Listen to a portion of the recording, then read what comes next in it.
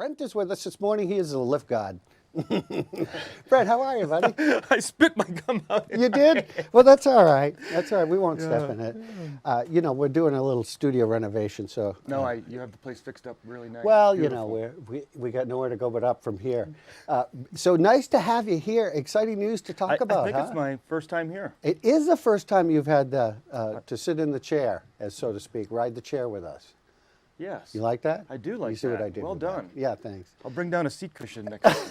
That's right. It's more comfortable on the chairlift, isn't it? Right. So let's talk about the lift department. And first off, hats off to the crew, man. You got a great crew. Tell us about your crew. I work with the lift maintenance department, the electrical department, and the lift operations department. Mm-hmm. And I arrived about 6 years ago, and some of the folks were here, and some of the folks weren't. And we've dug deep into the departments and created some, as Eric McClure loves to hear, standard operating procedures. And we try to make it fun, but we also really focus on safety with the guests and our own team, and a really hard-working group of people. And not just that, friendly and very cordial. You could very approachable. We try to be. Yeah. Sometimes it can be tough. Well, yeah, it can. I understand that.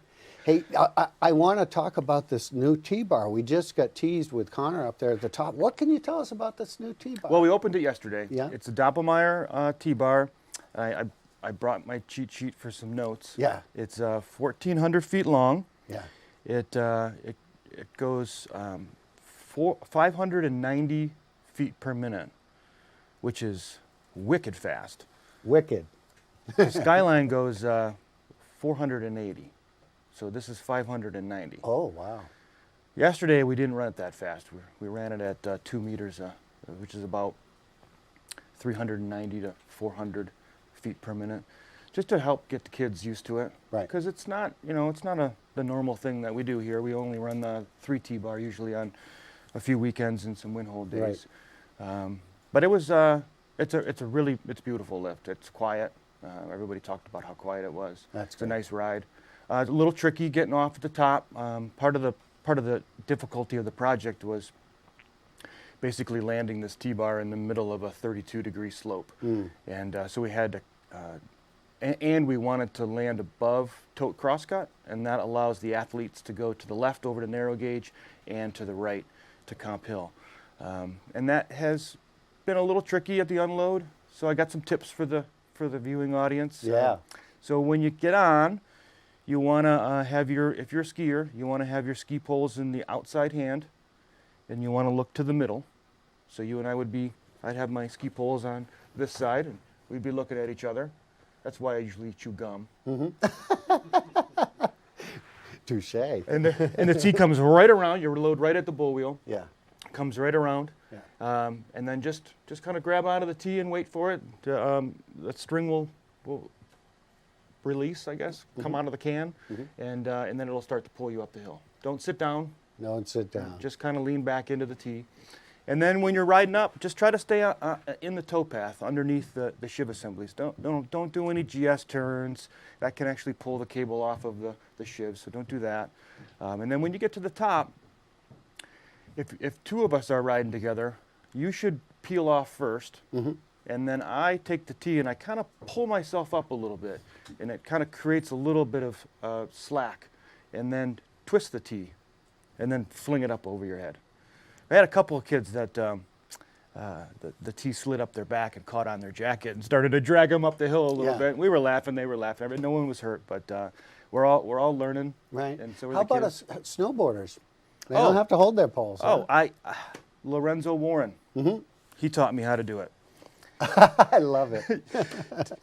He rides right foot forward, so you take the T and you slide one side of the T under your front leg and have it pull on your front leg of your board.